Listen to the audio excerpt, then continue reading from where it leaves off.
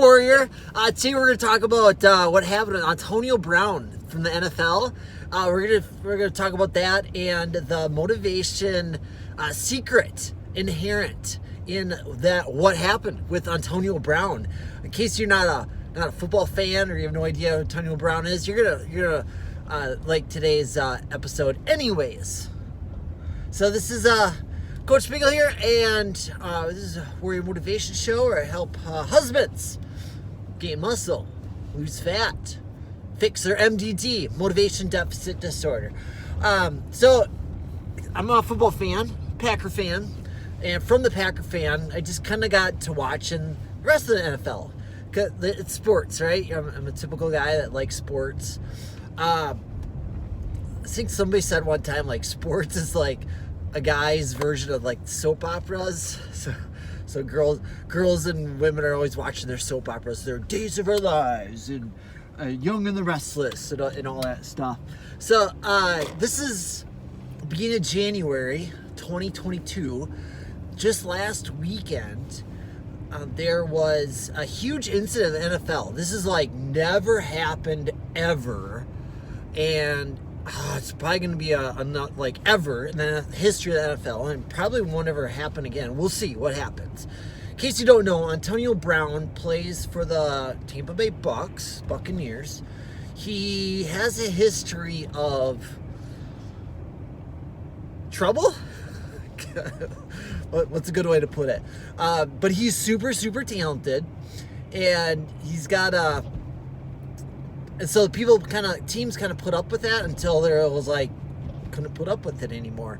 So there's like so many lessons just in the Antonio Brown story that's pertinent to us. We're going to keep it simple. We're going to keep it easy today.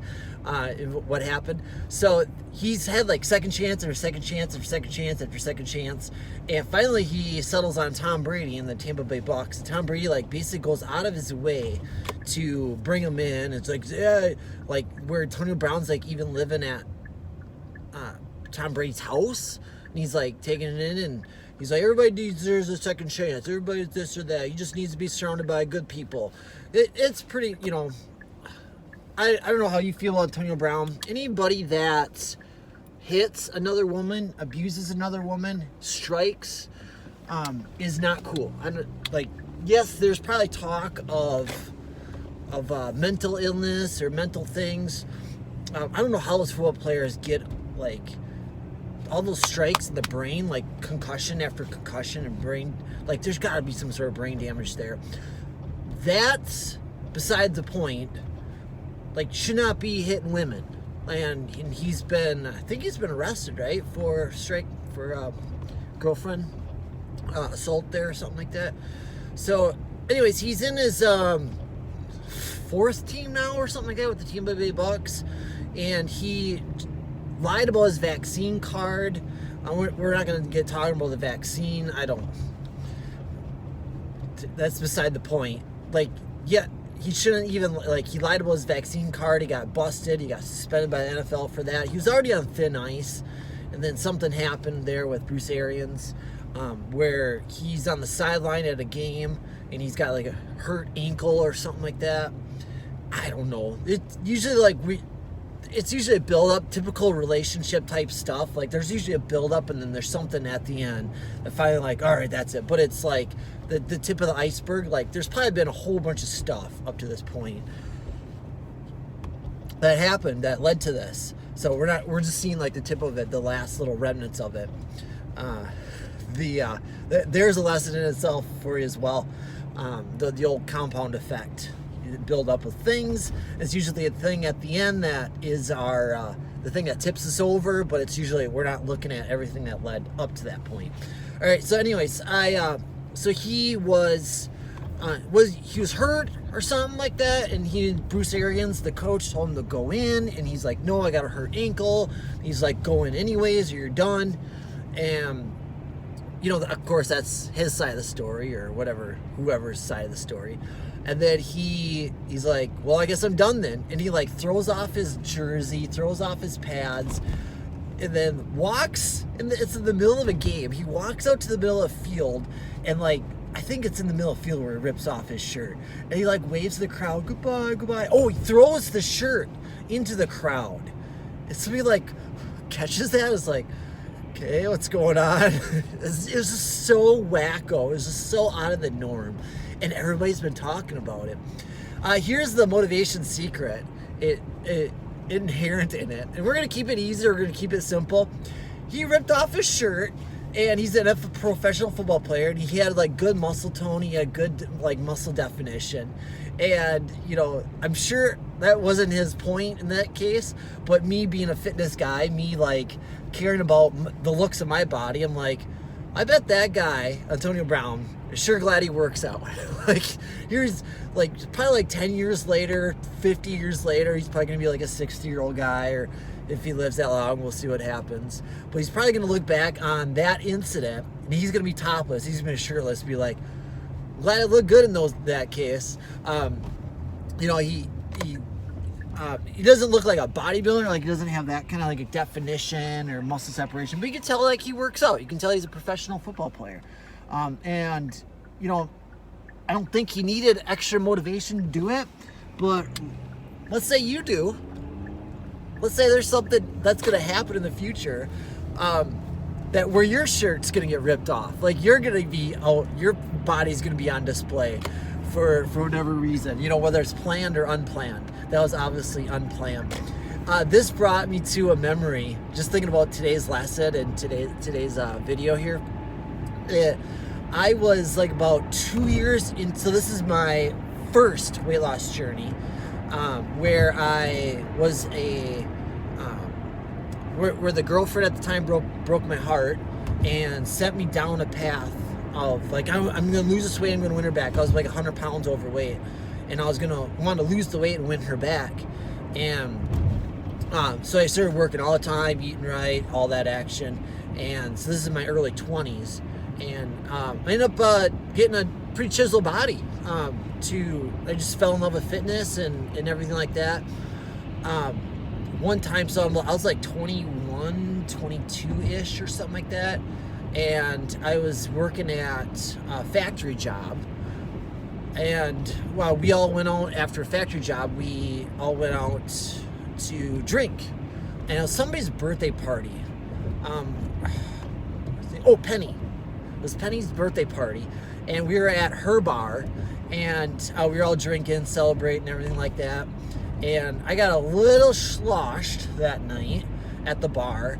And that was kind of part of my transformation, was up to that point, up to me like losing the weight and becoming and getting muscles and getting chiseled and everything like that. I was very closeted. I was very like shy. I was very like timid, growing up a fat geeky loser my whole life. I just kind of had that behavior going on. And so it was kind of part of my like wanting to break out of my shell, want to become more confident. I was like, I was there at the party. It was at the bar, and they had like a DJ that was there, and he goes, okay, everybody. He goes, I need a volunteer from the stands. I need a volunteer. There's somebody come forward. And I was like, up to this point, anytime he asked me to volunteer to like public speak or get up in front of people, I was always like, no, I don't want to do it. And I was just like, I remember sitting there, and I was like, you know what? This is the new me. This is the new me. So I'm like 21, 22 at the time. I'm like, I'm going to volunteer. Screw this. Old me would have like sheltered myself. The new me's going to take chances like this. Gonna step outside my comfort zone, if you will. And so I volunteer. I'm like, I'll do it. And the guy's like, all right, come on up. And then he's like, you're going to do a strip dance for Penny. And I was like, what? Like, I wish I would have known I was volunteering for this. But he was like, so he put on the music, some strip dance music, and I just went with it. I was like, screw this, going with it. And I remember like ripping off my shirt. I was doing the strip dance, rip off shirt, and it was like, there was people that worked at the factory job with me that kind of like knew I worked out, but they didn't know, like, they never saw me like shirtless or anything like that. They just said, oh yeah, Eric, he works out, or he had his heart broken, so he's hitting the weights now, like everybody does that gets their heart broken. And I remember ripping off my shirt, and then everybody's like, whoa. And that was not a planned shirtless moment. Okay, that was a very unplanned shirtless moment. But in that moment, mind you, warrior, I was very, very glad that up to that point I was working out, I was chiseled, I had the muscles. And I remember like Penny, the was like, her eyes got big. She's like, whoa. She was like touching the chest and everything like that. I was doing the strip dancing, and there was this guy when I was working at this place. He was I don't know how to describe it. Never mind. That's a story for a different day. But so that's the unplanned shirtless moment. I don't know if Antonio Brown's was a planned or unplanned shirtless moment, but there he was, his body on display for everybody to see. And I don't know whether he was thankful to be working out at that moment, or to be, to have been working out, to have a pretty defined body. But there it is. You can either have a planned kind of shirtless moment like that, or unplanned shirtless moment, or you can have a planned shirtless moment. Like you got a vacation coming up, and it's like just that little extra kick in the pants to like get you going, to have you get after it, because we need all the motivation we can. We're stuck in this world right now where that just wants us to sit on the couch all day and watch Netflix and chill. Because we're in a society that wants us to Netflix and chill. Little tongue-in-cheek joke there for you. That's code, Netflix and chill, for something else, in case you didn't know. And then we're surrounded by food. We're surrounded by nonstop eating opportunities, nonstop calories, crappy calories coming in. We're surrounded by things that don't want us to move, that don't want us to exercise. So it's just everything is bombarding at us to basically attack our motivation, to attack our fitness motivation. It's drying up if you do nothing. So you need all the help you can get. Fitness motivation's like having like money. Like you can never have like too much money, right? There's always something to spend on. This is just like one more like bullet in the gun to attack this MDD, motivation deficit disorder, to keep your motivation nice and riding high. So hope this helps. Keep you and get you staying motivated. Love you, warrior. Oh, if you want some more help in the fitness motivation sides, how I fix my MDD, I recommend you go ahead and get, if you want help on the motivation front, fitness motivation front, go get what's called a warrior motivation method. I put it all into a book. This is kind of like part of this idea is part of a book. It's how I fix my MDD. Go to fitnessmotivationbook.com and go get your free book. No, not free. $5. Almost practically free. Okay? To help you out with your fitness motivation. So we'll see you there. Stay awesome. Love you lots more later. Remember, your awesome future awaits.